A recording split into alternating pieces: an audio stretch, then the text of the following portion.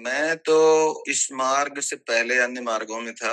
अच्छा। जैसे कि जो भारतीय परंपरा है वहां पर तो बचपन से ही जो है भक्ति मार्ग आरंभ हो जाता है। हुँ।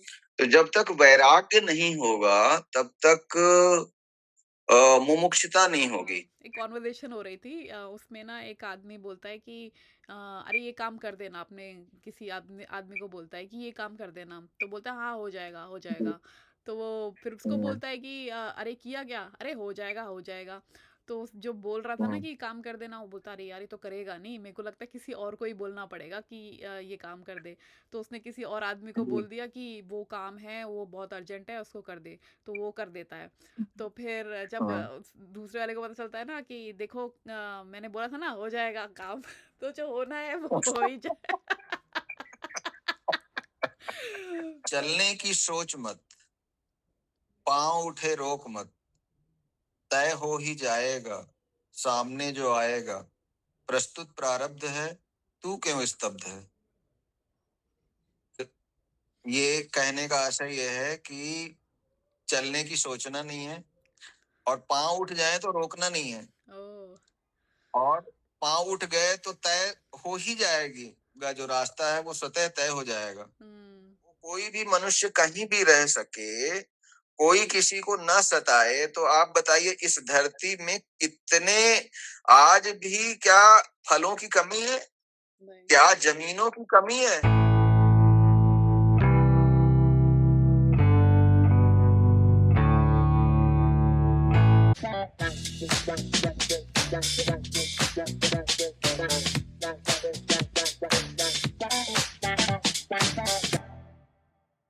Hello Aditya ji, welcome to a podcast रेडिको शो विद रिंकी। कैसे हैं आप?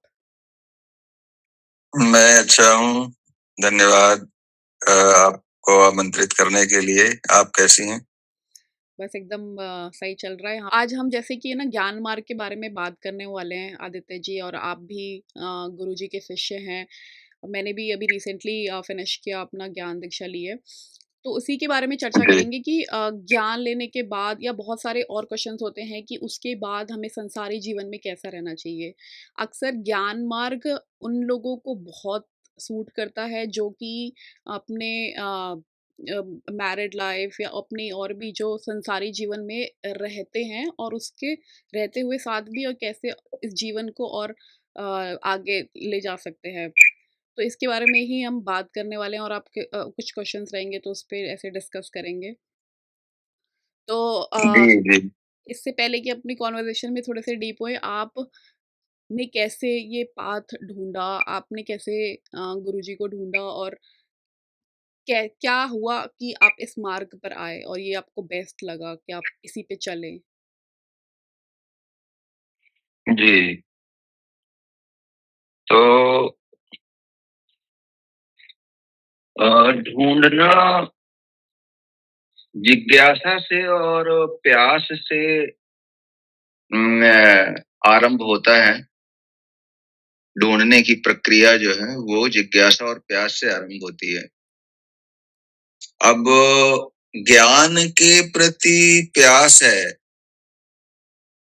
तो आप ढूँढेंगे, और आपके ढूँढने से वो मिलेगा या नहीं मिलेगा, या आप उससे संतुष्ट हो पाएंगे कि नहीं संतुष्ट हो पाएंगे, ये जो है ना ढूंढने पर, यदि इस तरह से ढूंढा जा रहा है कि ढूंढना है और कुछ पाना है, यानी कुछ पाने की ख्वाहिश है, तो वो ढूंढना कितना सार्थक होगा मैं नहीं कह सकता। लेकिन यदि ज्ञान इतना महत्वपूर्ण है कि वो जीवन मरण का प्रश्न बन गया है, हुँ, तो ढूंढ पानी पीते हैं। हुँ, तो पानी का आपके लिए उतना महत्व नहीं है। उसी तरह से आप सोशल मीडिया में पता नहीं कितना ज्ञान देखते हैं, हुँ, पढ़ते हैं, लेकिन वो आपके लिए कोई महत्व नहीं रखता। लेकिन आप कल्पना करिए कि आपकी प्यास जो है ना आपको मृत्यु के कगार तक ले आई हो कि पानी मुझे चाहिए, नहीं तो मैं मर जाऊंगा। तब पानी का महत्व आपको समझ में आएगा। तब वो पानी का महत्व समझ में आएगा और तब वह पानी, उस पानी से तृप्ति क्या होती है उसका भी बोध होगा। तो कुछ इसी तरह से जो है ना ज्ञान की खोज होती है जब अज्ञान दुख और बंधन का कारण बन जाता है।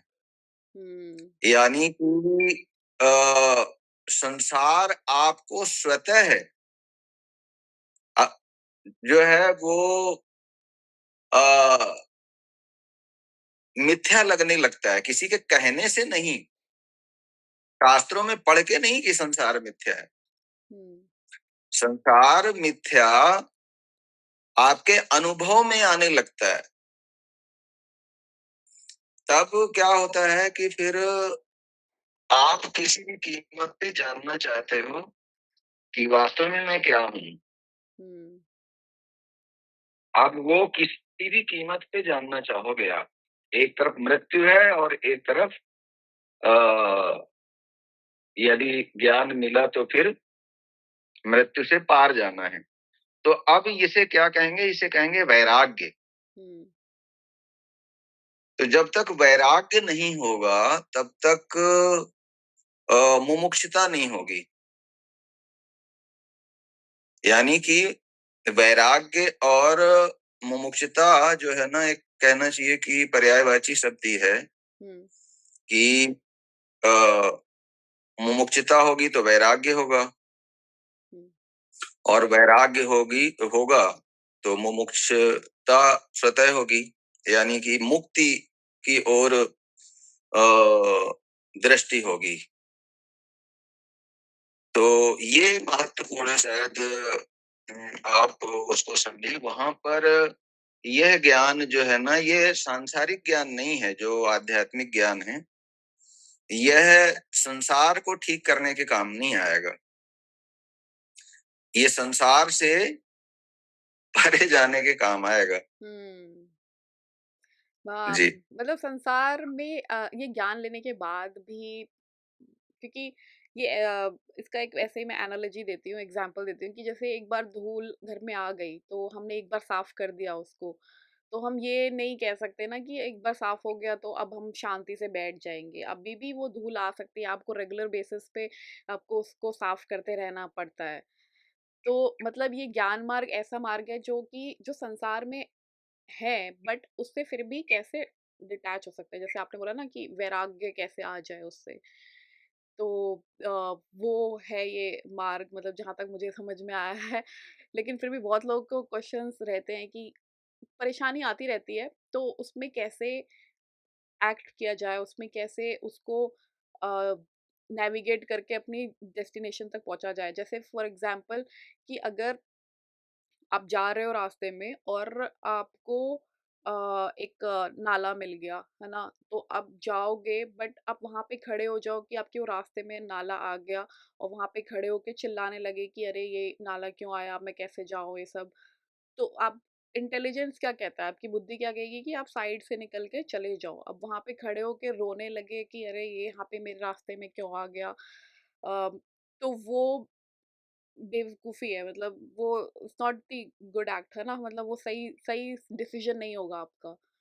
तो ऐसा ज्ञान मार्ग में मतलब एक क्लैरिटी मिल जाती है, क्या होता है? आप मतलब मैं आप सबसे पहले ना आपके वो से जानना चाहूँगी कि आप कैसे इस मार्ग पे आए? क्या हुआ ऐसा कि आपको ये मार्ग ऐसा मिला? जैसे आपने बताया कि ये मार्ग ढूँढता है नहीं है, आप पहुँच जाते हो जब पानी की बहुत प्यास होती है तो आपको मिल ही जाता है। तो I am like more interested कि आप कैसे इस मार्ग पे आए? जी। तो मैं तो इस मार्ग से पहले अन्य मार्गों में था। अच्छा। जैसे कि हाँ, जैसे कि जो भारतीय परंपरा है वहां पर तो बचपन से ही जो है भक्ति मार्ग आरंभ हो जाता है। हुँ। तो मेरे घर में भी वैसा ही वातावरण था, रामचरितमानस पढ़ना। हाँ। और मेरे घर के बगल से शिवालय था, तो शिवालय में बीतता था समय। हुँ। तो अ, फिर वैसे ही कुछ संस्कार पढ़ते गए, फिर आगे ध्यान भी होता था, लेकिन मुझे पता नहीं था कि ये ध्यान है। अच्छा। अ, बाद में मैंने किसी किताब में पढ़ा काफी बात, तो मुझे पता चला अच्छा ये ध्यान होता है, ये तो मैं बचपन से कर रहा हूँ। हुँ। फिर मैं जब 13 साल का था, तो मैंने लाहिड़ी महाशय के विषय में पढ़ा था एक अच्छा। पत्रिका में। हुँ। तो जब मैंने उनके चित्र को देखा हुँ। और उनकी कहानी पढ़ी, तो उस कहानी ने इतना प्रभावित किया और उनके चित्र ने इतना प्रभावित किया, कुछ रहे होंगे संस्कार पूर्व हुँ। जन्म के, हुँ। कि फिर मुझे अंदर से ऐसा हुआ कि यही मेरे गुरु हैं और मुझे और किसी की तलाश नहीं है। तो मैं जो है ना उन्हीं का स्मरण करता था, और मुझे हमेशा एक आभास रहता था कि कोई एक अदृश्य या अज्ञात शक्ति है जो मेरा मार्ग निर्देशन करती है कि हुँ। तुम्हें करना क्या है, जाना कहाँ है। हुँ, हुँ, हुँ। तो मतलब उसकी दृष्टि है, बाकी तो जीवन वैसे ही चल रहा था, लेकिन इतना आभास था कि कोई देख रहा है अच्छा। और मुझे कुछ भी गलत करने से रोक रहा है और कुछ भी अच्छा करने के लिए प्रोत्साहित कर रहा है। हुँ। और तो उससे क्या है कि फिर कुछ ऐसा था कि संसार में जब आप जाते हो तो दूसरों से तुलना करते हो कि उसके पास ये है, उसके पास वो है। तो उस आधार पर आप अपने जीवन में कुछ प्राप्त करना चाहते हो, या फिर आपकी कोई आवश्यकताएँ रहती हैं जिसके लिए आप मजबूर हो जाते हो कि आपको कुछ करना ही पड़ेगा। हुँ। तो मेरे सामने प्राप्त करने वाली कोई बात नहीं थी कि मुझे ये चाहिए या वो चाहिए। पारिवारिक ज़िम्मेदारी के कारण फिर वो कार्य करना पड़ा। तो मैंने देखा कि जब धन नहीं होता, तब मन में एक ऐसा विचार होता है कि सारी समस्याएँ धन ना होने के कारण है। यानी हुँ। कि धन आ जाए तो जीवन बड़ा सुखी हो जाएगा। लेकिन फिर ये पाया गया कि धन आने के बाद भी जीवन सुखी नहीं होता। हुँ। या और जाँचा गया कि किसी संबंध में आ जाएँ तो शायद जीवन सुखी हो जाएगा। लेकिन पता चला कि संबंध में आने पर भी हुँ। वो ज़रूरी नहीं है कि वो जीवन सुखी हो जाए। तो हुँ। इस तरीके से सारे भ्रम टूटते चले गए। और फिर एक समय आया कि अ, फिर वो जब सारे भ्रम टूटे तो फिर सिर्फ सिर्फ एक ही चीज बची। वो जीवन कुछ ऐसा पीड़ादायक हो गया था कि फिर वहां से सिर्फ एक ही प्रश्न बचा था कि मैं क्या हूँ, आखिर ये जगत है क्या। तो फिर उसके बाद मैं वाईएसएस से जुड़ा, ओह! योगदा सत्संग हुँ। Society of India. हुँ, हुँ। क्योंकि मुझे पता चला कि ये जो लाहिड़ी महाशय थे, उन्हीं की परंपरा का है ये जो योगदा सत्संग सोसाइटी है।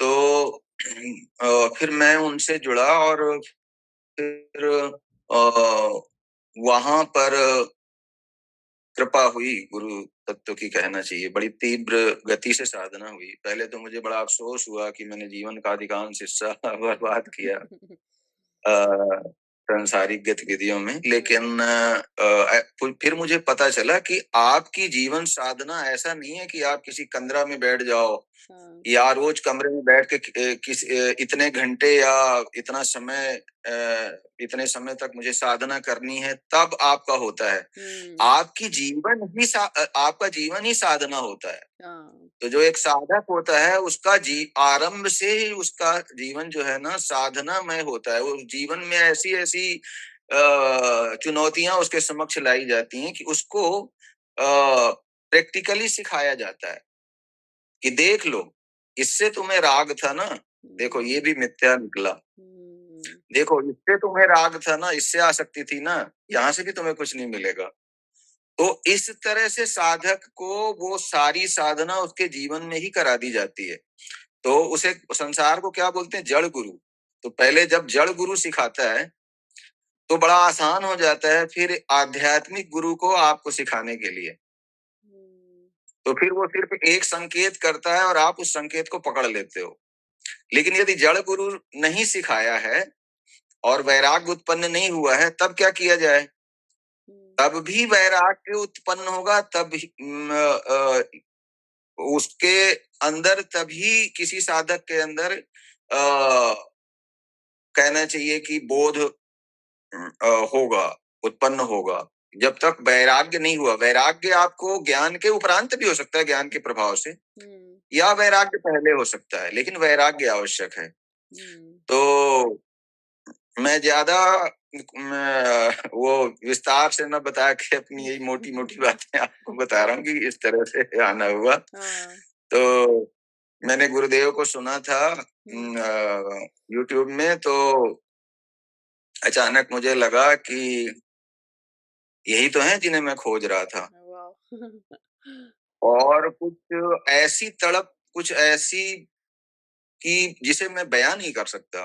मैंने आपको अभी बताया ना कि जो जो प्यासा है वो पानी का महत्व जानेगा। हुँ, तो मुझे उनके ज्ञान की कदर थी। मुझे उनका एक-एक शब्द हुँ, वो अमृत के समान लगता था और मैं आतुर हो जाता था उन मतलब वो सुनने के लिए। हुँ, और जबकि उस समय कुछ ऐसा था कि मेरा स्वास्थ्य भी ठीक नहीं रहता था, तो मेरे लिए नेट में वीडियो सुनना और ये सब करना, जो उनका कार्यक्रम है जो ऑनलाइन ही करना पड़ता है, हुँ, तो मेरे लिए बड़ा कठिन था। लेकिन फिर भी मैं सुनने से रोक नहीं पाता था और ये भाव उठता था कि ये शरीर तो जाने ही वाला है, चला जाए, लेकिन इस अमृत से चूकना नहीं है। हाँ, तो वो खुद ही जो है ना समक्ष आया, वो वीडियो खुद ही जुड़ना हुआ, स्वतः जुड़ना हुआ। हुँ,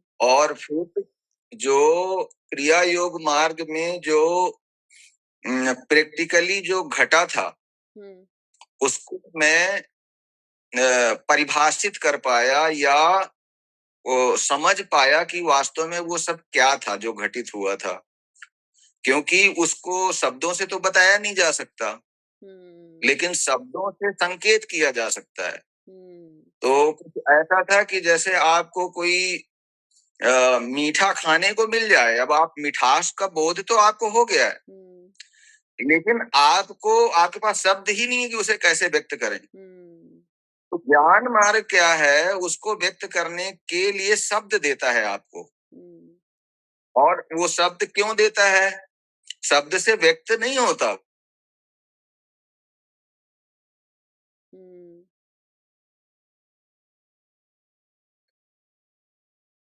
उन उन शब्दों से उस स्वाद की ओर, उस मिठास की ओर संकेत किया जाता है। हुँ, तो जो तीव्र बुद्धि वाले होते हैं, जिनकी दृष्टि इतनी पैनी हो गई है, बुद्धि इतनी प्रखर हो गई है कि वो बुद्धि के परे भी झाँक सकते हैं, अपनी दृष्टि ले जा सकते हैं। तो वो अ, उस बात के साथ गति कर जाते हैं। हुँ, अन्यथा अगर बुद्धि खाली उसको समझने के प्रयास में रही, विश्लेषण के प्रयास में रही, जो गुरु कह रहा है, तो फिर उस संकेत को ग्रहण करना थोड़ा मुश्किल हो जाता है। अच्छा, फिर भी ज्ञान ज्ञान ऐसा नहीं है कि प्रभाव नहीं डालेगा, क्योंकि देखिए जो हुँ, आपके जीवन में जो भी आपने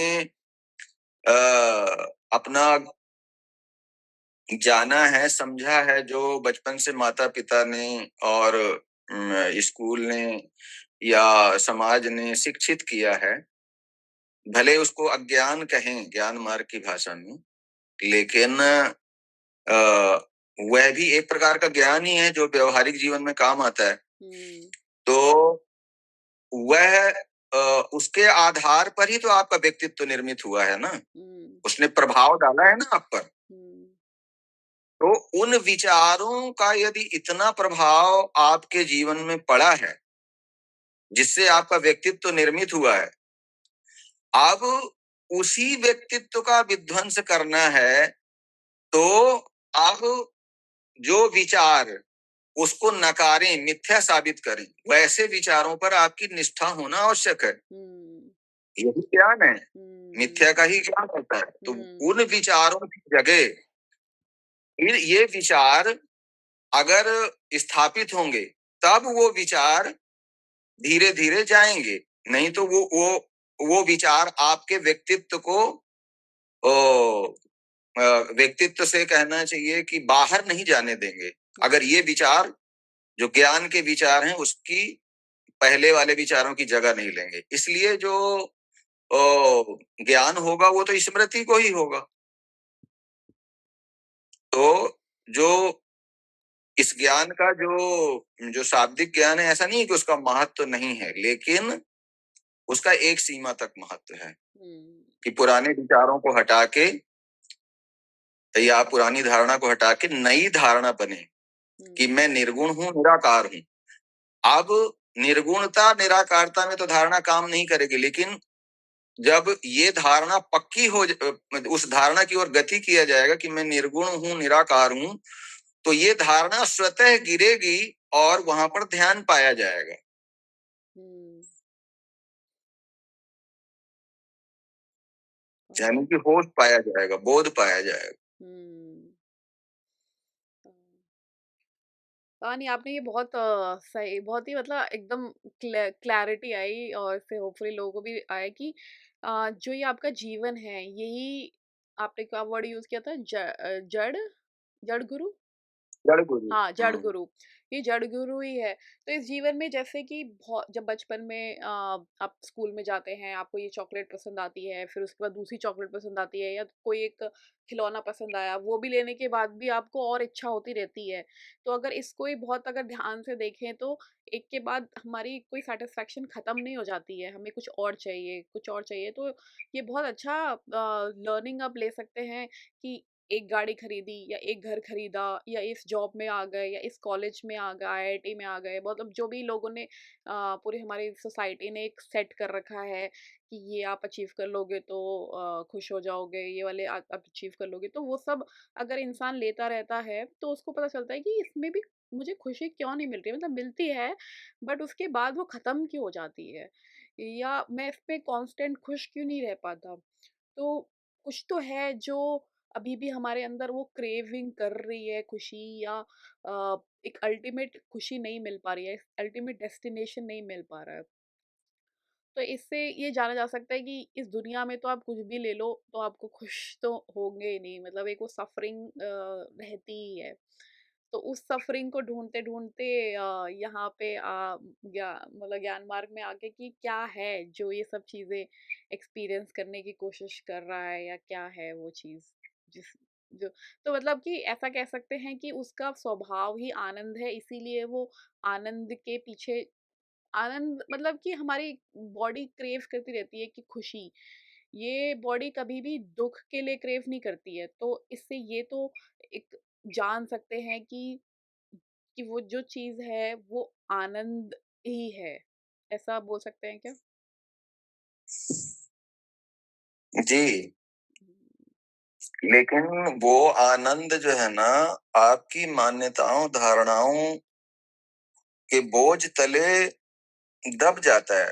उधर आपकी दृष्टि नहीं हो पाती ना, हम्म क्योंकि वो दृष्टि वहां पर होने का अर्थ ये है कि जब तक आप खंडित रहोगे, है ना? तब तक आप उस शांति और आनंद में स्थित नहीं हो सकते। विभाजन में जब तक रहोगे। हम्म अ, अब वो जो तुलना है वो कहाँ से आती है? आप जैसे आपने कहा ना कि ये गाड़ी फिर वो गाड़ी, वो कहीं न कहीं से तुलना से आती है ना बात, हाँ कि ये चाहिए, ये चाहिए, ये चाहिए। हम्म तो अब वहाँ पर दौड़ आरंभ हो गई ना। अब दौड़ तो आप दौड़ के लिए तो कोई सीमा नहीं, चाहे कितना भी दौड़ते रहो आप, हुँ, दौड़ कभी खत्म नहीं हो सकती। तो अब शांति और आनंद कहाँ पाया जाएगा? ठहरने में पाया जाएगा, दौड़ने में तो पाया नहीं जाएगा। हुँ। मतलब एटलीस्ट ये दिमाग में आता है कि इसको पाने के बाद भी ऐसे वो अल्टीमेट खुशी नहीं है, तो क्या हम ढूँढ रहे हैं? अगर ये क्यूरोसिटी इंसान के अंदर आ जाए कि एक गाड़ी ली, इससे भी खुश खत्म ही हो गई, इसको लिया, मतलब ऐसे आप इंसान ना मतलब सबको जानने के लिए कि ऐसे आप खोज सकते हैं कि क्या है वो चीज़ जो आपको अभी भी प्रेरित कर रही है कि मैं ये और करूँ, या ये वाली प्रमोशन और ले लूँ, या ये वाली जॉब और ले लूँ, गूगल में करूँ, माइक्रोसॉफ्ट में, मतलब एग्जांपल दे रही हूँ। तो वो क्या है चीज़ें कि खत्म क्यों नहीं हो रहा है, कि है ना? तो इसे जान सकते हो कि ये अल्टीमेट सुख नहीं है, मतलब है ना? ये क्यूरोसिटी जगा सकता है इंसान।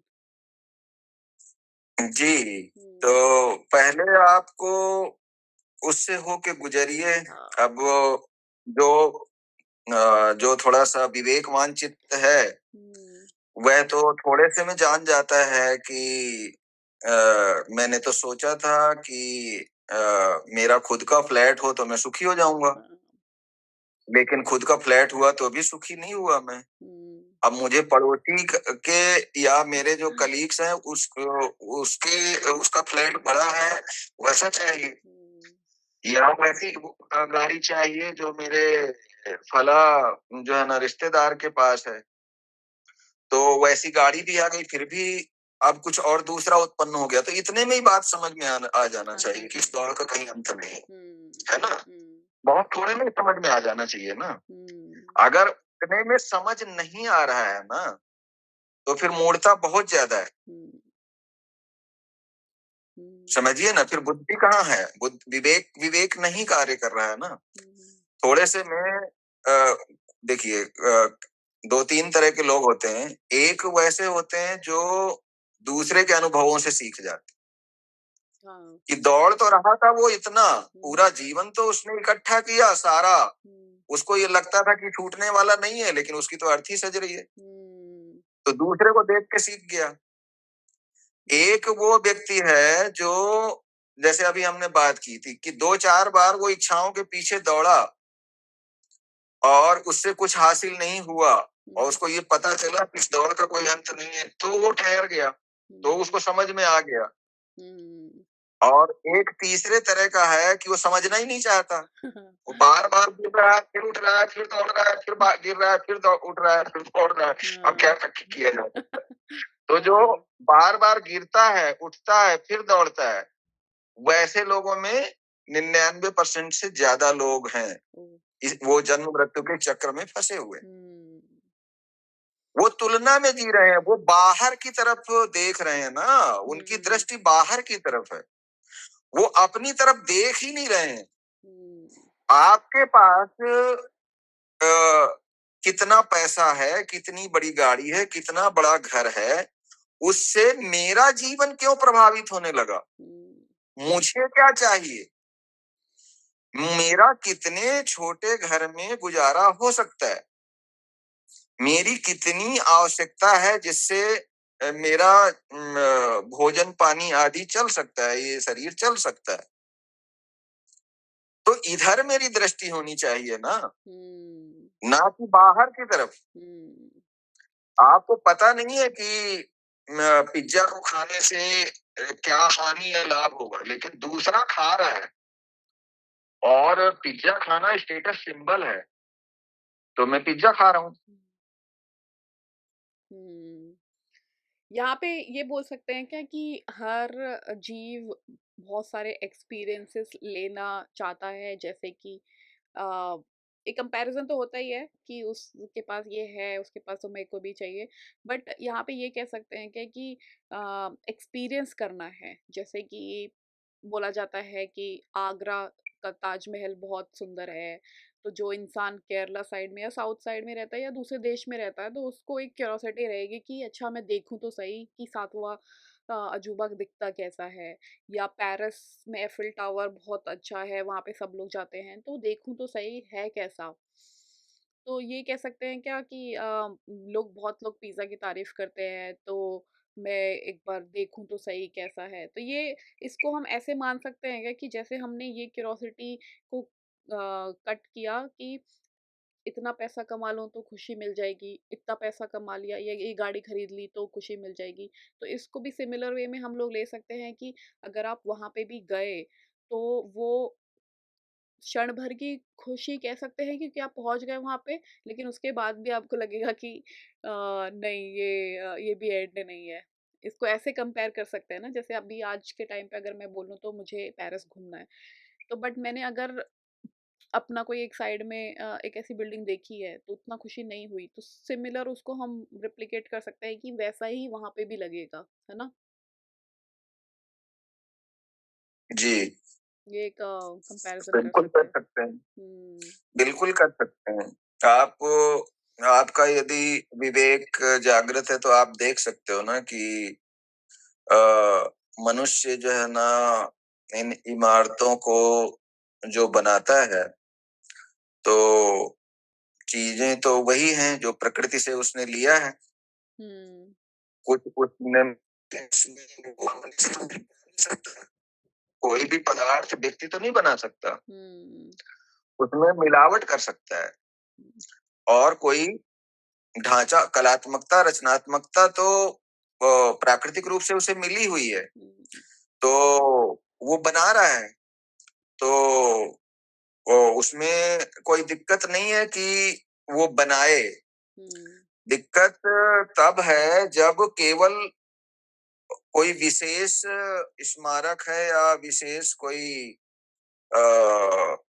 जगह है जो जिसका निर्माण मनुष्य ने किया है। हुँ, आप उसको देखने जा रहे हो लेकिन आसपास तो उससे खूबसूरत सारा कुछ प्रकृति में है। वो क्यों नहीं दिख रहा है? जीवंत सारा आपके आसपास। हुँ, आप एक पक्षी को देखो, वो अगर आपको उतने संसाधन उपलब्ध कर दिए जाएँ तो ताजमहल तो आप भी बना दोगे। हुँ, अगर उतना संसाधन आपको उपलब्ध हो तो ताजमहल कोई दूसरा व्यक्ति भी बना सकता है। हुँ, लेकिन एक पत्ती आप तोड़ लो अपने गमले के पौधे से, क्या आप उसे बना सकते हो? आप हुँ, उस उसके प्रति आपका आकर्षण क्यों नहीं है उस वाह! वास्तविकता की ओर? या सो ट्रू। या जैसे अभी 2-3 दिन पहले शरद पूर्णिमा थी, तो वो चाँद को देख के कितना मतलब वो हो गया था एकदम ऐसे गूज़बम्प्स हो गए बॉडी में कि इतना सुंदर कैसे हो सकता है? कैसे प्रकृति इतना सुंदर? तो आपकी सब हम ऐसा कह सकते हैं कि आपकी सोचने की और दृष्टि के ऊपर डिपेंड करता है या आपके अंदर में रहता है कि हर चीज़ फिर खूबसूरत लगने लग जाती है। जैसा मन वैसा आपका दृष्टिकोण लग जाता है। जी, हुँ। जी। तो इस पे आदित्य जी एक और क्वेश्चन है मेरा, जैसे कि बहुत एक्सपीरियंसेस हम बोलते हैं कि सारे एक्सपीरियंसेस आपके थ्रू आ रहे हैं क्योंकि ये जो ज्ञान मार्ग का जो ज्ञान है ये काइंड ऑफ एक अद्वैती है, काइंड ऑफ कह रही हूँ अद्वैती है कि हर चीज एक ही चीज है। तो बहुत सारे एक्सपीरियंसेस आते हैं, आपके एक्सपीरियंसेस मेरे एक्सपीरियंसेस से बहुत अलग हैं। यहाँ पे मेरा ये वर्ड भी खत्म हो जाता है, ज्ञान मार्ग में सब अद्वैत में आ जाता है। बट फिर भी एक इंसान के तौर पे बोले तो मैंने जो चीज़ें अभी तक बचपन से लेके अभी तक एक्सपीरियंस करी हैं वो कंप्लीटली अलग हैं और आपने जो करी हैं वो भी अलग है। तो वो उस पे कैसे हम क्वेश्चन उठाएं कि मेरे को ऐसे एक्सपीरियंसेस क्यों मिल रहे हैं?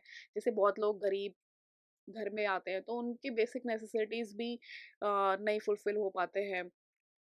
तो उनको ऐसा क्यों देखा ऐसा ऐसे क्यों एक्सपीरियंसेस देखने को मिलते हैं? और अक्सर है ना हमारे दिल में भी जैसे कहीं पे जा रहे हैं, किसी को खाना नहीं है तो वो देख के भी है ना दिल एकदम पिघल जाता है कि क्यों ऐसा भगवान ने बनाया। तो मतलब हम ऐसा क्वेश्चन करने लग जाते हैं कि ये क्यों ऐसा कर रहा है? अगर सब भगवान कर रहे हैं तो वो क्यों अच्छे एक्सपीरियंसेस क्यों नहीं दे सकते सबको? ये क्वेश्चन दिमाग में आता है। तो सबसे पहले ये सोचना चाहिए कि किसी के पास बहुत सारा खाना है और किसी के पास खाना नहीं है, तो क्या ये भगवान के कारण है? सबसे हम्म, पहले तो तो यही सामने पर देखिए ना कि इस प्रकृति में कोई भी असमान वितरण नहीं है। प्रकृति में सबके लिए सब कुछ है। नदियां बह के आ रही हैं तो उसमें जल सबके लिए है। वृक्ष फल के झुक रहे हैं तो सभी के लिए झुक रहे हैं। सूरज निकलता है, वो रोशनी सभी को दे रहा है, उससे गर्मी सभी को मिल रही है। हवा चलती है तो वो स्वतः आपके नथुनों से अंदर जाती है, जिससे जीवन चल रहा है या सांसें चल रही हैं। तो ये सब कुछ तो सब उपलब्ध है, प्रकृति की तरफ से कोई भेदभाव नहीं है। तो किसी को खाना नहीं मिल रहा है और मेरे घर में ज्यादा खाना है, इसका मतलब है कि मैंने उसके हिस्से का छीना हुआ है। आज अमेरिका में इतनी सारी जमीन है, ऑस्ट्रेलिया में इतनी सारी जमीन है, और भारत में आपको 1 एकड़ जमीन प्रति व्यक्ति भी हिस्से में नहीं आएगी। ऐसा क्यों है? कुछ लोगों ने कब्जा किया हुआ है बड़े बड़े भूभागों पे और वो बोलते हैं कि हमारा है। अन्यथा यदि कोई कब्जा ना हो, कोई भी मनुष्य कहीं भी रह सके, कोई किसी को ना सताए, तो आप बताइए इस धरती में कितने आज भी क्या फलों की कमी है? क्या जमीनों की कमी है? तो क्या पानी की कमी है? उन संसाधनों पे लोगों ने कब्जा किया हुआ है। ये वो मनुष्य तो मनुष्य के साथ अत्याचार कर ही रहा है। आपने अभी बताया कि कोई भूखा है तो वहां तक मनुष्य तक ही दृष्टि गई।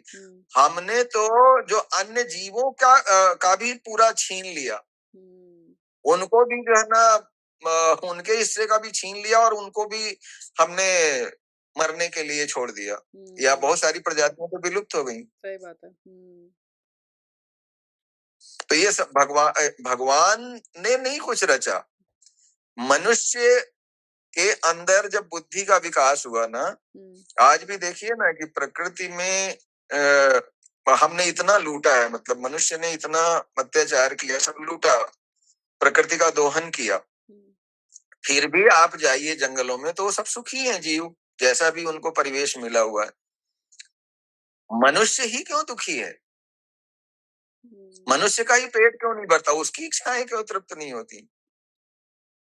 तो व्यवस्था वो भगवान अगर आप गहराई में जाएंगे मूल में, तो उसकी तरफ से कोई भेदभाव नहीं है। सारी समस्या की जड़ मानव की बुद्धि है। मनुष्य को बुद्धि इसलिए मिली, देखिए बाकी जो प्राणी है उनमें बुद्धि का विकास नहीं हुआ है, मनुष्य में बुद्धि का विकास हुआ। बुद्धि रूपी एक कली खिली। प्रत्येक बीज जो होता है वो उसमें पुष्पित होने की संभावना होती है, सर्वश्रेष्ठ संभावना होती है वो खिले पुष्प की तरह और वो झड़ जाए, बीज छोड़ के जाए। एक बीज की अंतिम स्थिति वही है। तो वो जब मनुष्य में बुद्धि रूपी कली खिली, तो उसको पुष्पित होना चाहिए, उसको खिलना चाहिए, अपनी सुगंध को चारों तरफ बिखेरना चाहिए। लेकिन मनुष्य ने उस बुद्धि का उपयोग कैसे किया? खिलने के लिए नहीं किया, खिलावट के लिए नहीं किया। उस बुद्धि का उपयोग स्वार्थ के लिए किया, मैं मेरा के लिए किया। आप कल्पना करिए कि एक व्यक्ति सांसारिक बातें हम कर रहे हैं अध्यात्म के साथ, तो इसलिए बातें जोड़ रहा हूं कि एक व्यक्ति चाहे वो नौकरी में हो, चाहे व्यापार में हो, चाहे अन्य कोई कार्य कर रहा हो, वो अपनी सारी ऊर्जा लगा देता है कि कैसे पैसा कमा के अपने घर में ले आए और अपने बच्चों के लिए ज्यादा से ज्यादा जमा कर ले। ठीक है, अब उसने करोड़ों अरबों जमा कर लिया। अब वो यदि अपने बेटे बहू या जो भी उसके परिवारजन हैं उनसे आशा करे कि वो उसके एहसानमंद हो, तो उनके अंदर क्या भाव होगा? ऐसा तो सभी करते हैं, आप कौन सा नया कर रहे हो? ये मैं मेरा का परिणाम है। पाप उसने कमाया। नौकरी करने वाला जो है ना वो रिश्वत लेता है, व्यापार करने वाला झूठ बोलेगा और ठगी करेगा। और भी मतलब ऐसा नहीं कि सभी करते हैं, लेकिन अधिकांश तो यही देखा गया है ना कि वो एन केन प्रकार धन जमा करेंगे। किसके लिए? मैं मेरों के लिए। आप कल्पना करिए कि आपके अब यहाँ पर अद्वैत दर्शन देखिए जीवन में भी काम आ गया ना। ऐसा नहीं है कि वो जीवन को सुधारता नहीं है। जीवन जीवन को ठीक करने का काम नहीं आएगा, लेकिन उस व्यक्ति के आचरण को ठीक करने के काम आएगा। जिस व्यक्ति को ये बोध हो गया कि दूसरा कोई नहीं है, उस व्यक्ति का तो कल्याण हो जाएगा। बाकी वो बाकी सब ठीक कर पाएगा, वो उस तरफ बात नहीं की जा रही है। लेकिन अब अगर ये हो कि कौन मेरा, सब तो मेरे ही हैं, ये बोध हो जाए, तो आप कल्पना करिए कि आपके घर में जो झाड़ू पोछा करने वाली कोई मेड आती है, उसकी आप जरूरत में मदद कर दो। जो करोड़ों अरबों इकट्ठा किया हुआ है, करोड़ों अरबों नहीं, हजारों में भी आप मदद कर दो, तो यदि कभी आपका स्वास्थ्य ठीक नहीं हुआ, तो आपके परिजनों से ज्यादा वो सेवा करेगी, कृतज्ञ रहेगी। निस्वार्थ यदि आपने कर दिया है। ये छोटी सी बात है, इतनी बुद्धि क्यों नहीं यहाँ तक बुद्धि क्यों नहीं जाती, इतना विवेक कार्य क्यों नहीं करता? सही, हाँ। बट मैं ये मेरा दुख भी दे रहा है, हाँ। फिर भी लोग उसी से चिपके हुए हैं। फिर बोलते हैं बेटे ने घर से निकाल दिया, बेटा तो अमेरिका चला गया, मेरी सेवा के लिए आया नहीं। आप ही तो चाहते थे कि बेटा बहुत बड़ा आदमी बने, बहुत सारा धन कमाए। नहीं बहुत रियलिस्टिक एग्जांपल्स हैं। यहाँ पे बहुत सारी चीज़ें देखने को, सुनने को, समझने को मिल जाती है कि ऐसा हो रहा है तो क्या हो रहा है। अ, नहीं, बहुत सही समझाया आपने आदित्य जी, बहुत ही क्योंकि मेरे अंदर अक्सर ये आता था कि जब भी कहीं जा रहे हैं ना तो उनको कुछ दे दें, तो मैं ये सोचती थी कि क्यों मेहनत क्यों नहीं करते हैं। फिर ये भी सर्कल है, ये भी साइकिल है, चल रहा होता है कि कोई इंसान जैसे गरीब से भी उठ रहा होता है तो उसने उतनी मेहनत करी होती है, या अगर ये भाव आ जाए कि क्यों हो रहा है ऐसा, तो एक अंडरस्टैंडिंग डेवलप हो जाती है बहुत ही। नहीं, देखिए इसको दूसरे नजरिए से भी देखिए। यदि ज्ञान क्या कहता है, ज्ञान हो गया तो आपको पता चलेगा कि ये वास्तविक नहीं है, ये तो लीला है। अब कोई फिल्म चल रही है और उस फिल्म में अमिताभ बच्चन भिखारी का रोल कर रहा है, तो आप क्या कहोगे कि वो भिखारी है बेचारा, उसको गरीब नहीं होना चाहिए, उसको भीख नहीं मांगना चाहिए। और एक जो उसे जो है ना अमीर आदमी अपनी गाड़ी रोक के सिक्के फेंक कर देता है, तो उसके प्रति आपकी और कोई धारणा बनती है। अरे भाई, वो लीला है, उसको इसी तरीके से होना है। तो वो अज्ञान जब होगा तो उन सब चीज, वो वही सारी चीजें कष्ट का कारण बन जाती हैं। मतलब कष्ट का नहीं, दुख का कारण बन जाती है। दुख मानसिक होता है, कष्ट मतलब एक संताप होता है, उसके बारे में विश्लेषण करने से दुख उत्पन्न होता है। यदि देखिए आप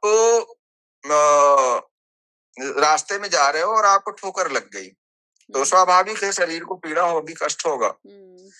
लेकिन अब आप उसका विश्लेषण करने बैठ जाओ, मुझे ही क्यों लगी और मुझे बहुत पीड़ा हो रही है, अब आपका तादाद में हो गया। अब वो दुख दुख वो पीड़ा वो जो कष्ट है वो उतना बड़ा नहीं है जितना आपका विश्लेषण करने से वो जो दुख उत्पन्न हो रहा है। अब वो दुख आपको जीने नहीं देगा, अब उसके विषय में नए नए विचार आएंगे। अब कोई व्यक्ति आप से टकरा गया, तो मुझसे ही क्यों टकराया, उसने मेरे साथ ऐसा व्यवहार क्यों किया, आदि आदि जो है ना वो अब विचार आएंगे और आपको सोने नहीं देंगे। मैंने तो उसके साथ, आपको कोई संबंधी होगा तो मैंने तो उसके लिए ऐसा ऐसा किया था, मैंने तो उसके विषय में ऐसा सोचा था, वो तो ऐसा निकला। तो ये विश्लेषण आपको दुख में डालता है। अन्यथा ये संसार चल रहा है, बस सामान्य सी बातें हैं ये। कुछ इसी तरीके से है जैसे आप संसार में देख रहे हो ना, सब कुछ बदल रहा है, पतझड़ हो रहा है, फिर पत्ते आ रहे हैं, फिर कुछ ये हो रहा है, फिर कुछ उसका पेड़ का नया रूप बन रहा है। उसी तरह से सभी घटनाएं ये स्वतः हो रही हैं। उन घटनाओं को जब हम अपने ऊपर आरोपित कर लेते हैं ना, मैं मेरा के साथ जोड़ लेते हैं, तब दिक्कत होती है। या दिस इज़ सो ट्रू मतलब व्हाई मी करते रहते हैं तो आप प्रॉब्लम में आते रहेंगे। बट अगर आप ऐसे देखें कि हाँ, हो रहा है, जैसे आपने बहुत अच्छा एग्ज़ाम्पल दिया पतझड़ का, क्योंकि वो पतझड़ होगा फिर उसके बाद फिर से नए आ जाएँगे उसमें, तो ये चल ही रहा है। बट जहाँ पे हमने उसको अपने से जोड़ लिया कि ये क्यों हो रहा है, वहाँ पे प्रॉब्लम ज़्यादा आ जाती है ना? अब पतझड़ हो रहा है तो कोई बोले कि ये तो कोई मेरे साथ मेरे अनुकूल नहीं व्यवहार कर रहा है, हुँ, तो मैं उसके प्रति सोचूं कि वो नहीं कर रहा है। हो सकता है अस्तित्व ने आपको सिखाने के लिए भेजा हो। हुँ, आपके जीवन में जो भी आसपास घट रहा है वह आपकी शिक्षा के लिए है। हुँ, उसको आप नकारात्मक दृष्टिकोण से क्यों देख रहे हो? शायद हुँ, सिखा रहा हो। हुँ, या तो यहाँ पे फिर सिचुएशन को कैसे लेना चाहिए कि अगर जैसे आपके साथ कुछ प्रॉब्लम हो रही है, तो वहाँ पे आप कैसे उसको समझने की कोशिश करो कि यहाँ पे मुझे क्या चीज़ें सिखाई जा रही है? मतलब उसको और थोड़े अवेयरनेस से देखा जाए कि ऐसा हो रहा है तो क्यों हो रहा है? तो इसमें इसमें आपका कोई एग्ज़ाम्पल शेयर करना चाहो अपनी लाइफ़ का या देखिए क्या है कि अ, जैसी मेरी धारणा होती है ना वैसा मेरे साथ होता है। अच्छा। जैसे कि आप ट्रेन में जा रहे हो, कोई व्यक्ति अ, जो है ना आपको दिखता है कि वो आसपास के लोगों से थोड़ा-सा बहस कर रहा है या कुछ झगड़ रहा है, तो आपने धारणा बना ली कि ये व्यक्ति झगड़ालू है हुँ, और इसका मेरे से भी झगड़ा हो सकता है, इससे बच के रहो। हुँ, अब वो आपके वाइब्रेशन वहां तक पहुंच गया है। हुँ, अब हो सकता है कि वो आपसे भी झगड़ा कर डाले, हुँ, लेकिन यदि आप उसके प्रति कोई धारणा ना बनाओ, हुँ, आप कोई धारणा मत बनाओ, तो या अगर धारणा है भी कोई, जब धारणा कोई नहीं बनाओगे तो वहां पे स्वतः जो है ना सबके लिए समानता का भाव पाया जाएगा। वो जो समानता का भाव है वही प्रेम है। हुँ, तो क्या होगा यदि वो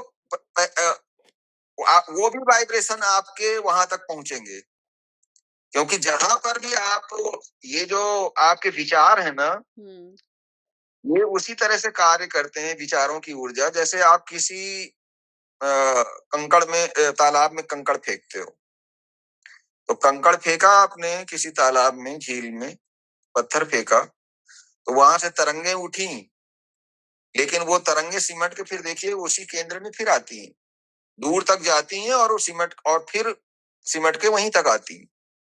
तो इसी तरह से सारा कुछ काम करता है जो आप, क्योंकि चित्त में विभाजन नहीं है। व्यक्ति को ऐसी धारणा है कि मेरा चित्त कुछ अलग है, हुँ, सब एक साथ है। हुँ, तो आपका जो विचार है ना वो अस्तित्व को प्रभावित करता है, आसपास के वातावरण को प्रभावित करता है। आप यदि प्रेम से भरे हुए हो तो वो प्रभावित करेगा आसपास के वातावरण वातावरण को। हुँ, आप नकारात्मक विचार से भरे हुए हो तो उसको प्रभावित करेगा। इसीलिए कहा जाता है ना कि यदि एक संत जो है ना, जो जो अ, म, चेतना में स्थित है, अनंतता में, असीमितता में स्थित है, मतलब वो सीमितता से परे जा चुका है, हुँ, प्रेम में स्थित है, तो उसका जो प्रभाव है वो पूरे अस्तित्व पर पड़ेगा। हुँ, एक व्यक्ति का भी आत्मज्ञानी हो जाना बहुत बड़ी घटना है अस्तित्व के हुँ, लिए, हुँ, क्योंकि अस्तित्व पर उसका प्रभाव पड़ता है उसकी चेतना का। हुँ, हाँ, तो वही कहा जाता है ना कि जैसे आज मान लो इतना सारे ये युद्ध हो रहे हैं संसार में, हुँ, तो हम ये नहीं बोल सकते कि उसमें हमारा योगदान नहीं है। अच्छा, आप यदि आप ध्यान दीजिए ना कि जब देखिए कई लोग जो है ना अपराधियों के बारे में चर्चा करना उनको पसंद होता है। हुँ, कई लोगों को संतों के बारे में चर्चा करना पसंद होता है। अब जो अपराधियों की चर्चा कर रहा है तो क्या वो वैसे चित्त से स्वयं को जोड़ नहीं रहा है क्या? हुँ, हुँ, ये जाने अनजाने वो वैसे चित्त से स्वयं को जोड़ रहा है। और जो संतों की चर्चा कर रहा है, जाने अनजाने में वो वैसी चेतना से स्वयं जुड़ रहा है। हुँ, तो यहाँ पे आप कह रहे हैं कि आपको वैसी चर्चा भी नहीं करनी चाहिए, जैसे आपने वो लड़ाई का बोला, वॉर्स हो रहे थे, तो बहुत लोगों को मज़ा आता है गॉसिप करना, किसी के बारे में गलत बात करना, तो ये सब चीज़ें भी इकट्ठा होके वो उस डिस्ट्रक्शन का एक पार्ट बन जाती है ना? ये भी तो संगत है ना, हुँ। जैसे परिवेश में आप रहोगे वैसे हो जाओगे। हाँ, हाँ, हाँ। आप जो भी आज हो वो अपनी इच्छा से हो, अपने हुँ, विचारों से निर्मित हो आप। हुँ, आपका जो भी व्यक्तित्व है आपके विचारों से निर्मित है। हुँ, तो यदि जिस जिस जिस चीज का ज्यादा से ज्यादा चिंतन होगा, हुँ, आप भविष्य में वैसे ही बन जाओगे। हुँ, आप किसी गुरु के सानिध्य में उसकी वाणी सुनोगे, सत्संग करोगे तो वैसे बन जाओगे, उसकी चेतना से जुड़ जाओगे। हुँ, और अगर आप किसी वैसे व्यक्ति से जो जिसकी सोच विध्वंसक है उससे जुड़ते हो तो वैसा चित्त होता चला जाएगा। सीधी हुँ, सीधी बात है ना। एक गंदा नाला, या गंदा नाला नहीं कहना चाहिए, एक तालाब का पानी, हुँ, एक तालाब फूटता है और गंगा से मिल जाता है तो गंगा हो जाता है। हुँ, और एक तालाब फूटा और किसी नाले से मिलेगा तो नाला हो जाएगा। या दैट्स सो ट्रू। सही बात है, एकदम सही, हाँ।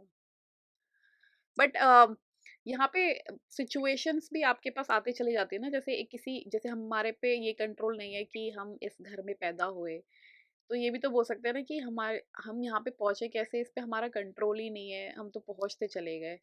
मैंने नहीं चूज़ किया था कि मेरे को इस घर में पैदा करना है या इस घर में मैं आ गई। फिर उसके बाद मैंने नहीं, मतलब मैं यहाँ पे बता नहीं सकती कि चूज़ किया या नहीं किया कि आप दूसरे देश में चले गए या आप इस कंट्री में आ गए, इस कॉलेज में आ गए अपने आप ही। तो वो कैसे होता है? मतलब हम कभी हमें लगता है कि हमारे पास अ, फ्री विल है, मतलब स्वयं की इच्छा है, और कभी लगता है कि नहीं है, ये सब ऐसे बहुत ही एक बड़े चीज़ का प्लान का पार्ट है हम, ऐसा कभी-कभी फ़ील होता है। तो यहाँ पे आपका क्या मानना है कि हमारे पास स्वयं की इच्छा है, फ्री विल है, या एवरीथिंग इज़ लाइक प्रीडिटरमाइंड? है भी और नहीं भी है। अच्छा। छोटे स्तर पर आप यदि देखें तो हुँ। अगर बोल दें कि नहीं है, तब तो फिर भाग्यवादी सिद्धांत लागू हो जाएगा, फिर व्यक्ति तो निकम्मा हो जाएगा, बैठे ही रहेगा, है ना, कि सब कुछ हाँ। अपने आप होना है। तो ऐसा नहीं है। वो हुँ, जो जो हो रहा है वह होना ही चाहिए। और ये जो धारणा है कि आपके नियंत्रण, आपकी इच्छा नहीं है कि कहाँ पैदा हुए या कैसा क्या, नहीं हुँ, नहीं, आप हुँ, जो चाहते हो वही होते हो। वो हुँ, आपका ही चुनाव है, वो आपकी ही इच्छा है। अब आप ऐसे समझिए कि अ, इस जन्म में जो व्यक्ति बहुत सारे संग्रह करता है या बहुत सारी इच्छाएं पालता है, वो हुँ, सारी इच्छाएं तो उसकी जो है ना पूरी होती नहीं है। तो अंत समय में वो कुछ इच्छाएं उसकी रह जाती हैं, वो जो संग्रह किया हुआ है वो छूट रहा है, वो उसको छोड़ना नहीं चाहता क्योंकि बड़ा परिश्रम किया है उसने। हुँ, और कुछ जो है ना उसकी अतृप्त इच्छाएं रह गई हैं। कोई गांव का सरपंच था तो वो मुख्यमंत्री बनना चाहता था, वो नहीं बन पाया। हुँ, कोई मुख्यमंत्री प्रधानमंत्री बनना चाह रहा था, वो नहीं बन पाया।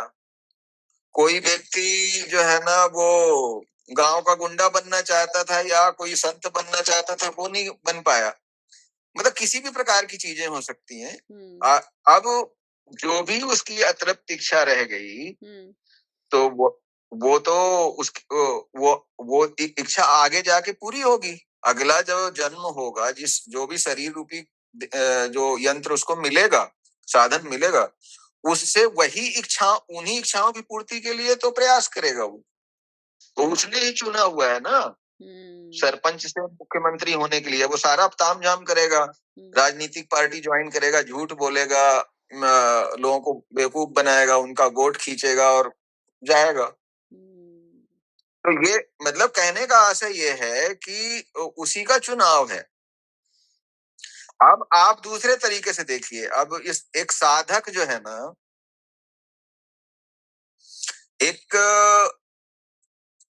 संत, एक कहना चाहिए एक किसी में वैराग्य उत्पन्न हुआ और वो बड़ा न्यूनतावादी हो गया। जो एकांत में रहता है और उतना ही भोजन लेता है जितना शरीर को आवश्यक है। मतलब उसका जो जीवन है वो तपस्वी का जीवन है। अब कोई व्यक्ति ऐसा भी जो है ना ऐसी भी इच्छा कर सकता है कि जो उसका जीवन ही ऐसा हो कि वो जीवन ही तपस्या के जैसे हो जाए, जिससे वो उसकी चित्त शुद्धि हो और वो संसार की वास्तविकता का दर्शन कर सके और कि संसार वास्तव में है क्या और वो उससे मुक्त हो सके। तो ये साधक के ऊपर मैंने बात कही। पर सामान्य जन आप देखिए तो वो यही पाया जा रहा है ना कि उसकी अतृप्त इच्छा के जो है उसी के भोग के लिए तो बार बार आ रहा है, तो वो उसने ही चुना हुआ है वैसा जीवन। अब ये मत बोलिए कि कोई एक व्यक्ति जो है ना शराबी है, जुआरी है, तो वैसा क्यों चुनेगा? नहीं, उसने चुना था, उसको उसी में रस आ रहा था। वो एक कहानी है ना कि इंद्र जो है ना इंद्र को कोई श्राप लगा था, तो वो कि तुम सुअर हो जाओ, तो सुअर हो गया था। तो जब उसके श्राप की अवधि खत्म हुई तो देवता लोग उसे जो है ना लेने के लिए गए। तो वो तो उसे तीर मारने के लिए हुए, तो उसकी पूर्व स्मृति जो है ना सुअर में जाग गई कि ये मुझे मार डालेंगे और ये देवता है। उसको तो उसमें मजा आ रहा था सुअर के जीवन में। उसने कहा मुझे मत मारो भाई, मैं मजे में हूँ, मुझे कहीं नहीं जा। अच्छा। हाँ, तो मतलब कुछ भी होता है यहाँ पे ये लर्निंग ले सकते हैं कि जो आपके साथ हो रहा है वो इट्स मतलब वो आपके बेटरमेंट के लिए हो रहा है। जैसे आप बताए ना सीखने के लिए हो रहा हो, यहाँ पे कुछ आप सीख सकते हो। ये एक्सेप्टेंस एक ये बहुत अच्छा शब्द है। एक्सेप्टेंस हिंदी में क्या बोलेंगे इसको? अम, स्वीकार्यता। स्वीकारता, हाँ, स्वीकारता। तो ये स्वीकारता भाव जो आ जाए, एक्सेप्टेंस भाव जो आ जाए, ये सबसे बड़ा भाव हो जाएगा, है ना? कि अगर हर चीज़ को आपने एक स्वीकार भाव से एक्सेप्ट कर लिया कि हाँ, ये ठीक है, आया है, मेरे यहाँ पे क्या लर्निंग है, इसमें मैं सीख के आगे कैसे बढ़ सकता हूँ या बढ़ सकती हूँ, बहुत सुंदर, है ना? बहुत सुंदर। हाँ, बस ऐसा ही है। जो भी अस्तित्व प्रस्तुत कर रहा है ना, वो सब कुछ आपके सीखने के लिए है। उसके प्रति कोई पूर्वाग्रह दुराग्रह नहीं रखना चाहिए कि ऐसा क्यों आ गया, ऐसा नहीं होना चाहिए। हाँ। तो आदित्य जी एक और मेरा क्वेश्चन है इसमें कि जैसे हम लोग को ये ज्ञान हो गया कि आ, सब एवरीथिंग इज इल्यूशन, सब माया है, एक लीला चल रही है, इसको आप एज एन एंजॉय कर सकते हो या उससे सीख सकते हो और मूव ऑन हो सकते हो लाइफ में। तो यहाँ पे ना फिर भी बहुत सारे और दर्शन भी आए हैं हमारे उसमें एग्जिस्टेंस में कि आप ये कर सकते हो, जैसे पूजा पाठ हो गया, भक्ति भाव हो गया और ध्यान मार्ग हो गया और योग मार्ग हो गया। तो ये सब चीजें भी कैसे हेल्प कर सकती हैं? तो ये क्या ज्ञान मार्ग वालों को करनी चाहिए अम, या केवल ये उन लोगों के लिए हम सजेस्ट कर सकते हैं जिनको ज्ञान मार्ग में थोड़े दिन चलने के बाद भी वो उस सेटिस्फैक्शन तक नहीं आ पाए कि मैं अब तृप्त हो गया, अब मुझे किसी और चीज़ की ज़रूरत नहीं है। जैसे हमारे स्क्रिप्चर्स में ये भी बोला जाता है ना कि वो एक ऐसी चीज़ है जिसको जानने के बाद कुछ और जानने की इच्छा नहीं होती है। तो ये वहाँ तक कैसे पहुँचा जाए और ये क्या आप और क्या रिचुअल्स के बारे में क्या बता सकते हो? पूजा पाठ और भक्ति भाव, योग, दर्शन? हाँ, तो यहाँ पर देखिए आपको धर्म और आध्यात्म के भेद को जानना पड़ेगा कि धर्म क्या है और आध्यात्म क्या है। अ, मतलब हालांकि भेद नहीं है, लेकिन धर्म जो है ना का अर्थ जो है ना जो है वो दूसरा निकल के आता है कि यदि हम कर्म कांड आदि करेंगे, पूजा पाठ आदि करेंगे, रीति रिवाजों का पालन करेंगे, तो उतना ही पर्याप्त है या वो वही धर्म है। हुँ। है ना? तो यहाँ पर जो है ना धर्म और अध्यात्म अलग हो गया। अ, अध्या और अध्यात्म मोक्ष का मार्ग है, जिसे आप ज्ञान मार्ग कह रहे हो। यहाँ सीधी बात की जाती है। ये मुक्ति का मार्ग है। अध्यात्म जो है ना आपको समस्त अवधारणाओं से मुक्त करता है। हुँ। तो वो संसार को ठीक नहीं करता और ना ही क्योंकि वहाँ पर जब उसे यह बोध होता है कि संसार तो मात्र एक नेता है।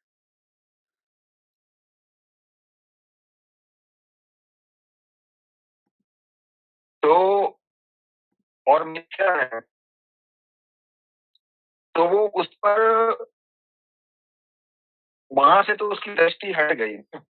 हुँ। तो अब धर्म क्या है? धर्म संसार को जो आज मतलब धर्म आज जो समझा जा रहा है वह क्या है? वह है संसार को ठीक करने के लिए जो लगे हुए हैं, जिसको धर्म समझ रहे हैं कि वहाँ कुछ चाहिए। धर्म में आज जिसे धर्म समझा जाता है, वहाँ कुछ चाहिए हुँ। कि मेरा ये जो है ना इस जन्म में कुछ ठीक हो जाए, हुँ। अगला जन्म ठीक हो जाए, इस तरह की प्राप्ति हो जाए, मैं जो देवता हो जाऊँ। हुँ। तो ये या सब कुछ संसार को ठीक करने वाली बात और वह इससे है, वह इससे परे जाने की बात है। वही वास्तविक धर्म है कि आप कुछ ये ठीक नहीं हो सकता कभी क्योंकि जो माया है उसको कैसे ठीक कर सकते? आप एक सिरा ठीक करोगे, दूसरा सिरा बिगड़ेगा। हुँ। तो अगर हाँ करने के लिए आप लगे हुए हो, जो जिस ठीक आपको सुख के जैसे लगा, तो वही कल दुःख में परिवर्तित हो जाए। तो इससे परे जाना है यानी कि माया से परे जाना है, तो वहाँ पर फिर क्या माया से परे जाने के लिए समस्त धाराओं से परे जाना पड़ेगा। कि ठीक करने से परे जाना पड़ेगा। क्योंकि सब कुछ आप हो और सब कुछ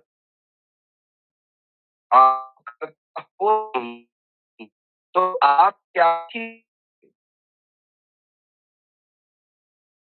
कर्ता भाव तो अज्ञानता के कारण है कि कुछ ठीक कर सकता हूँ। हुँ। तो यहाँ पर आप मान्यता काम करते हैं। आप अभी बात कर कि श्वास तो चल रही है, प्राणवायु स्वतः शिका से अंदर जा रही है, बाहर आ रही है। हुँ। शरीर का भोजन स्वतः मन के द्वारा भूख प्यास वचन निष्कासन रक्त का प्रभाव सब कुछ स्वतः है। बताइए कहाँ पर आपका प्रयास कार्य करता है? क्या हुँ। आप नियंत्रित कर सकते हो अपने शरीर को? जब आप अपने शरीर पर कुछ नियंत्रित नहीं कर सकते, तो और क्या नियंत्रित करोगे? क्या करोगे? हुँ। This is so true.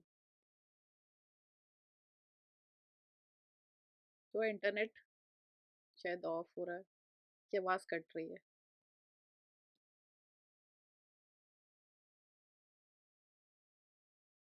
अच्छा, जी, जी, जी। हाँ। अभी आपको आवाज़ आ रही है? दोबारा मैं बोलूँ इस पर? हाँ, दोबारा बोलना पड़ेगा इसमें। ये अभी ठीक है? अभी हाँ, आपकी आवाज़ तो आ रही है। अच्छा, अच्छा। हाँ, नहीं अभी आपका स्टेबल हो गया है। हाँ, हाँ, जी, जी, फिर जी। से थोड़ा-सा इसके रिकैप कर दीजिए। हाँ, हाँ। जी, जी, जी। तो आपका प्रश्न ये था कि जो धार्मिक कर्मकांड आदि होते हैं, इनका इसमें जो है ना ज्ञान मार्ग के बाद क्या उपयोग रहता है? इनका क्या महत्व जाता है? हुँ, ये कुछ प्रश्न था ना हुँ, आपका? हुँ, हुँ। जी, जी, जी, जी। तो हाँ, तो आपने ये देख लिया कि ये सब कुछ क्या है, मानव निर्मित व्यवस्था है। कैसे मानव निर्मित व्यवस्था है, आप देखिए कि अ, आप मंदिर आप बनाते हो और उसे कहते हो कि ये भगवान का घर है। हुँ, मूर्ति आप पत्थर से गढ़ते हो और उसमें मंदिर के अंदर रखकर आप बोलते हो कि ये भगवान है। और वहाँ पर फिर आप जो है ना म आ आपकी बनाई हुई, क्या आप भगवान को बना सकते हो या भगवान के घर को बना सकते हो? और फिर वहाँ आप माथा टेकते हो। और ये भगवान अगर कुछ है भी भगवान जैसा, हुँ, तो है।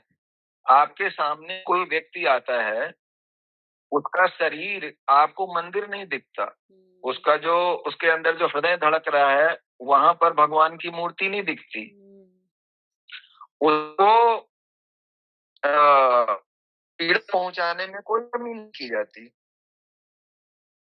तो मनुष्य को अपने आचरण की देखना चाहिए कि बाह्य आचरणों से होगा क्या? दृष्टि तो अपनी तरफ हुई नहीं है। तो क्या इससे क्या स्पष्ट नहीं होता कि आप क्या ठीक करेंगे? और बात ये हुई थी कि चाहिए ना कि आपके बस में है क्या? मतलब हुँ, आपकी खुद चल रही है, आपको भूख प्यास लग रही है, पाचन निष्कासन स्वतः हो रहा है, शरीर का रक्त संचार स्वतः हो रहा है। आपकी भूमिका क्या है? आप अपने शरीर की किसी गतिविधि को नियंत्रित नहीं कर सकते। तो आप और क्या नियंत्रित करेंगे, क्या करेंगे? हुँ, फिर सो सही। मतलब सिर्फ धारणा है ना कि मेरे करने से कुछ होता है हुँ, या मैं कुछ ठीक कर लूँगा। हुँ,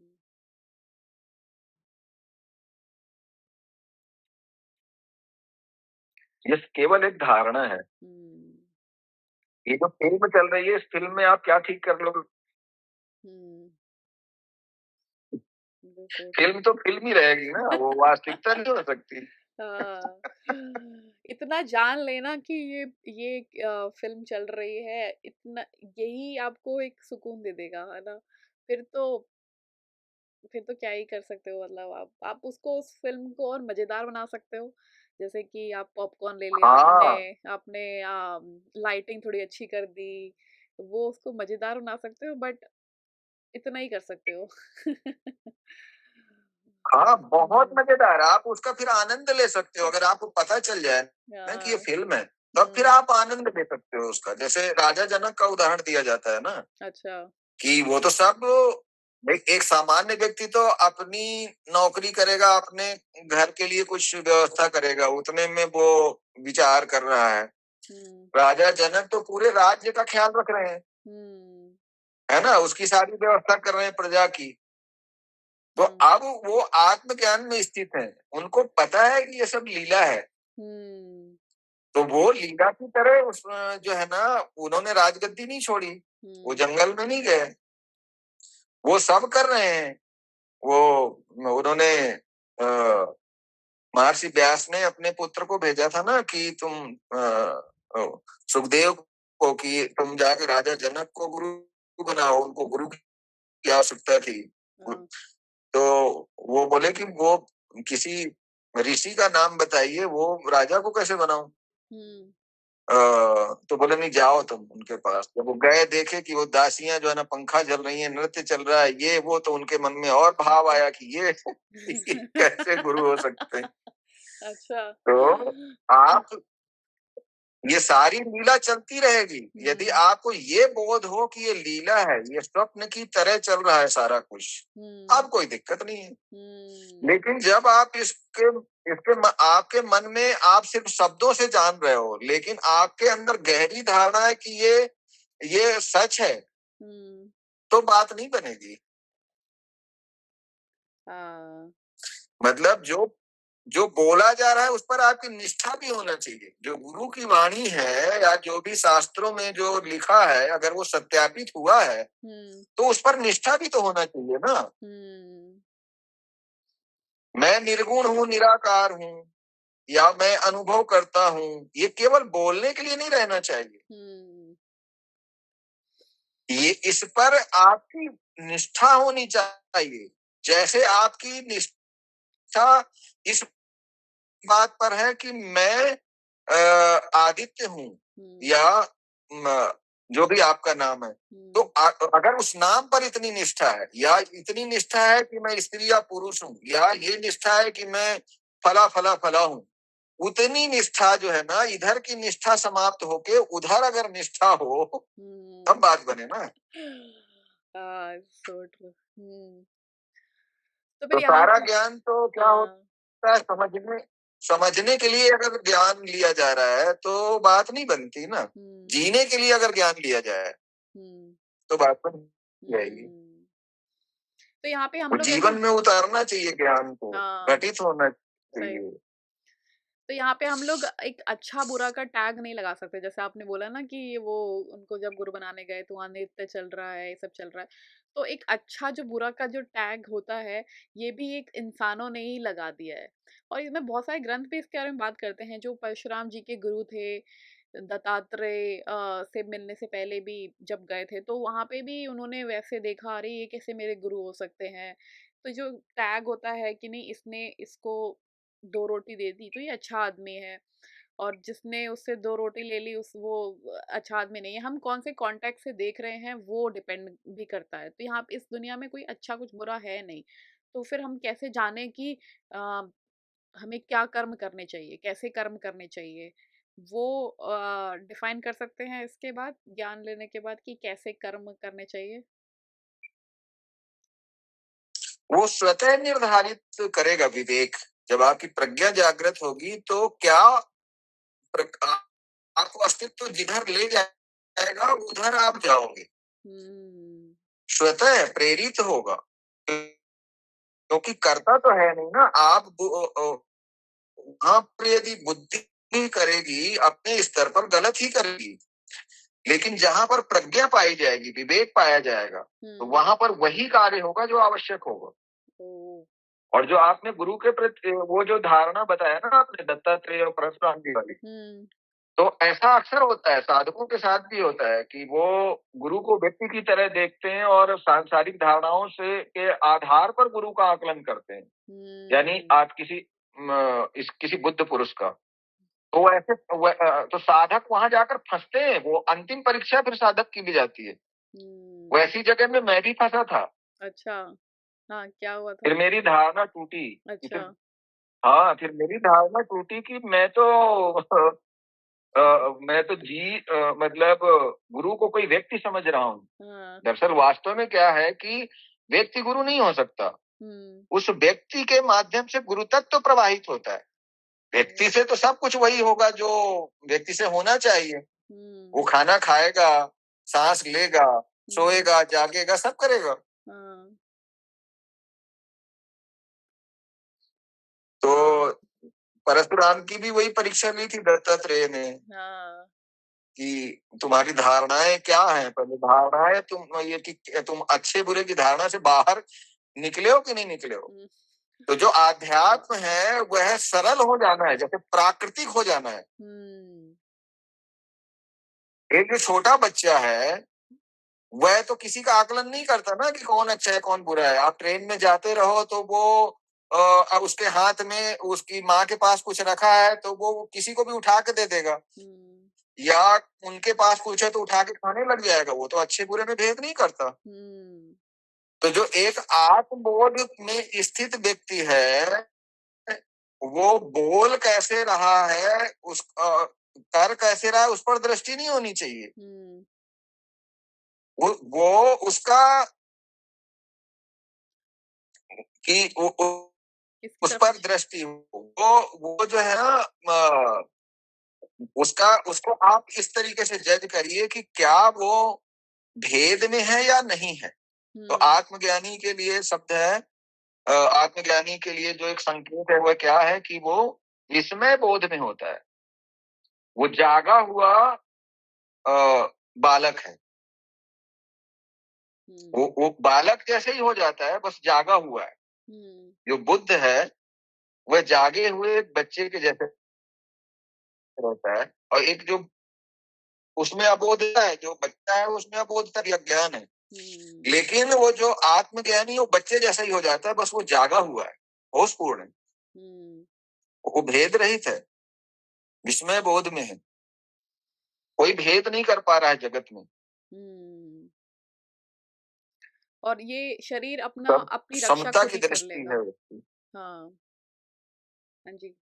शरीर बिल्कुल रक्षा करेगा अपनी। शरीर देखिए, शरीर को में जहां आवश्यकता होगी वहां अहम भी प्रकट होगा, और वो खुद अपनी रक्षा करेगा। आप देखिए ना कि जैसे पशुओं को आप देखिए, उनके ऊपर कोई अचानक आक्रमण होता है तो वो उनका अहम जागता है, वो अपनी रक्षा करते हैं। लेकिन उसके बाद जब खतरा टल जाता है तो शांति से बैठते हैं, वो फिर उसमें विश्लेषण थोड़ी करते हैं, क्योंकि अभी बुद्धि विश्लेषणात्मक हुई नहीं है। मनुष्य विश्लेषण करता है, खतरा टल गया, लेकिन वो उसकी धड़कन तेज रहेगी क्योंकि वो विश्लेषण कर रहा है, मैं तो आज मर जाता, ऐसा हो जाता, वैसा हो जाता आदि आदि उसका विश्लेषण चलता रहता है, और वो दुख में डूबता रहता है, वो दुख रचता रहता है, दुख का साम्राज्य जो है ना बनाता रहता है। So true. हाँ, नहीं बहुत सही। इंसान इसी में ही रह जाता है, और हम कहते हैं कि इंसान बहुत ही अलग है पशुओं से, बट आजकल पशु लोग ज्यादा अच्छे जीवन जीते हैं। पशु अभी और यहीं पर जी रहा है ना, मनुष्य अतीत पे जीता है, स्मृति पे जीता है। वो तो जीवन जीता ही नहीं है ना मनुष्य। जीवन है अभी यहीं। और हम तो जो हम आप क्या जीते हैं, अतीत में जीते हैं। अतीत में जीते हैं मतलब मेरा नाम क्या है, वो अतीत हुआ ना, किसी ने दिया था नाम, स्मृति में है ना, जो भी स्मृति में है वो अतीत है। या तो अतीत में जिएगा, या तो फिर अतीत के आधार पर कोई कल्पना करेगा कि पहले ऐसा हुआ था, अब आगे ऐसा नहीं होना चाहिए। तो वो भूत भविष्य में जीता है, वर्तमान में तो जीता ही नहीं है। जीवन का वर्तमान भी नहीं कहना चाहिए। कोई जो जीवन है वो समयहीन है, अभी और यही है। तो यदि अभी और यही जिया जाएगा तो वहां पर अतीत नहीं पाया जाएगा, न भविष्य पाया जाएगा केवल, और वहां पर सुख दुख भी नहीं पाया जाएगा। क्योंकि आप विचार करिए कि आप जैसे आपने कहा था ना कि वो नाला आ गया सामने, अब कैसे करें। तो यदि आप अभी और यहीं में जी रहे हैं तो वहां पर पूरा जो आपका पूरी जो चेतना है वो नाला से पार जाने का की जुगत में होगी ना। पूरा जो उसका पूरी जो उसकी ऊर्जा है किस में लगेगी, कि नाले से पार जाना, ना कि उसके विश्लेषण में लगेगी। तो है कि जब जैसे ही विश्लेषण आता है वहां पर आ जाता है, फिर वहां पर सुख दुख आ जाता है। तो क्या होगा कि जैसे मान लीजिए किसी व्यक्ति को भूख लगी तो वो रोटी की खोज में निकलेगा।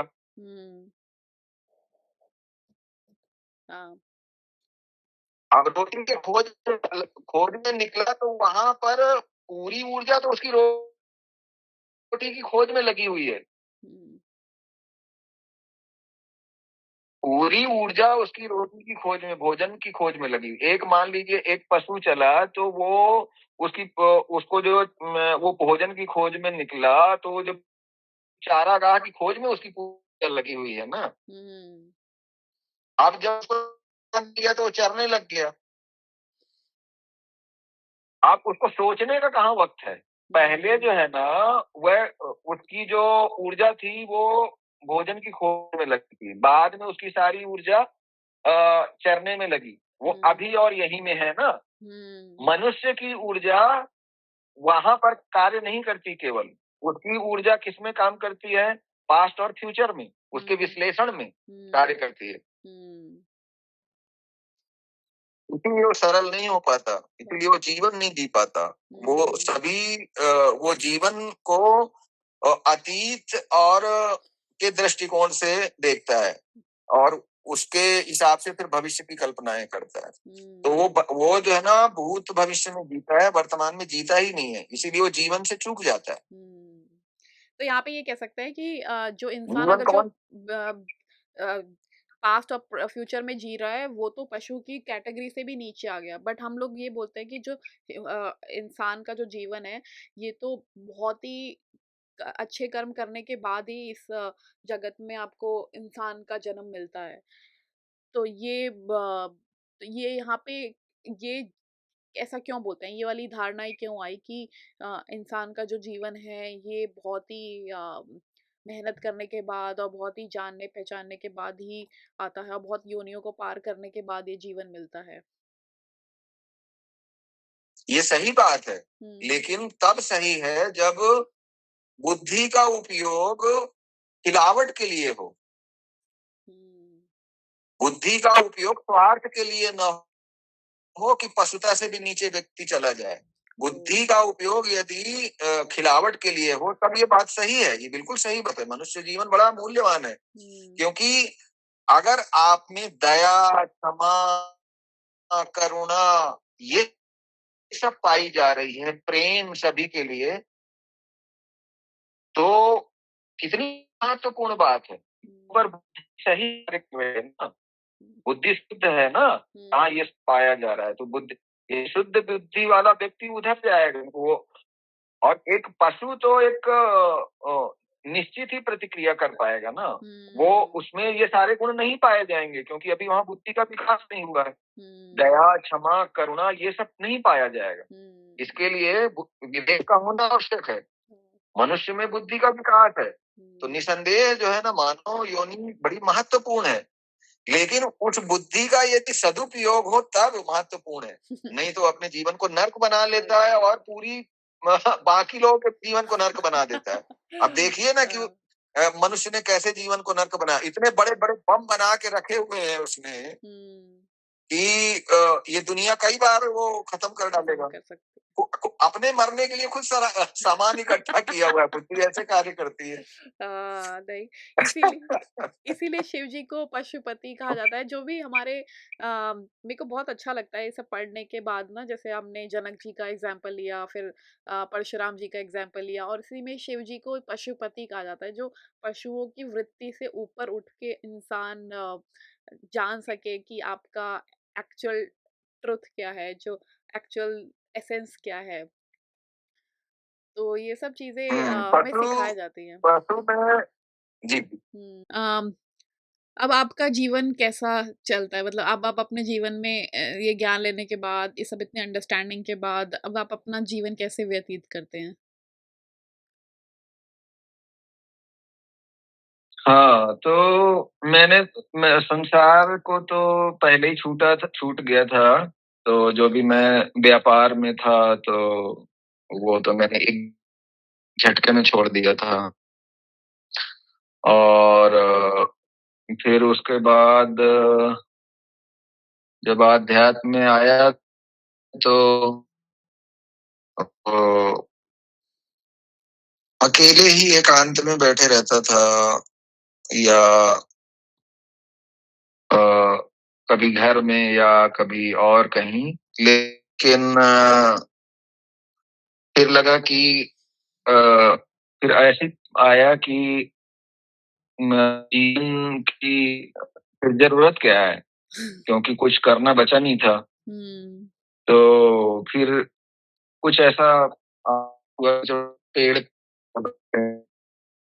तो मेरे पास ज़मीन थी 2 जगह, फिर मैंने उसपे पौधे लगाना शुरू किए, तो 2 बगीचे तैयार हो गए उससे। तो अच्छा। बस मैं उन्हीं बगीचे में चला जाता हूँ और सुबह से और हुँ। दिन भर वहीं रहता हूँ, फिर वो वहाँ कुछ मज़दूर भी काम करते रहते हैं।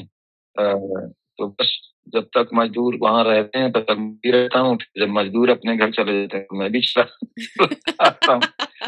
बस मेरी यही दिनचर्या है, मुझे कुछ कंप्लेंट नहीं है। ऐसा नहीं है कि कुछ हुँ। करना है हुँ। और कुछ प्रेरणा जाती है, तो कर भी लिया जाता है। हुँ।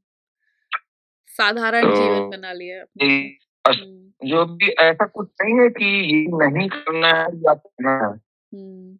हाँ, जो हो जाए तो जिसकी प्रेरणा जिधर कदम जाए तो बस उधर चलते हैं। जैसे वो एक कविता मैंने लिखी थी हुँ। कि चलने की सोच पाँव उठे रोक मत, चाहे आएगा प्रसिद्ध है तू क्यों स्तब्ध है।